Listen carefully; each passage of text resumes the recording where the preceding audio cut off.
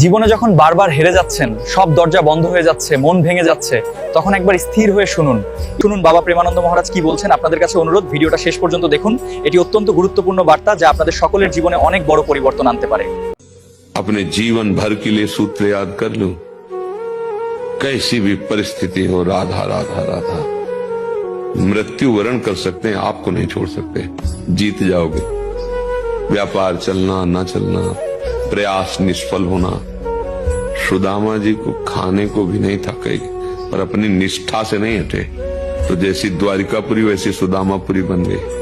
बस हम ये समझाना चाहते हैं कि गरीबी और अमीरी ये दो पहलू हैं, पर सत्य वस्तु जो प्रियालाल है उनसे यदि हम चूक गए फिर बह जाओगे संसार में। जैसी परिस्थिति बढ़िया है, हमारे लायक है, भगवान ने दिए। बस जैसी भी दुख है दुख हो, सुख है सुख, वो सब देख रहे हैं। ভিডিওটা যদি আপনার একটু ভালো লেগে থাকে তবে আমাদের কমেন্ট সেকশনে অবশ্যই রাধে রাধে লিখুন, কারণ আপনাদের প্রতিটি কমেন্ট আমাদের কাছে অত্যন্ত মূল্যবান এবং অনুপ্রেরণা দেয় সব সময়।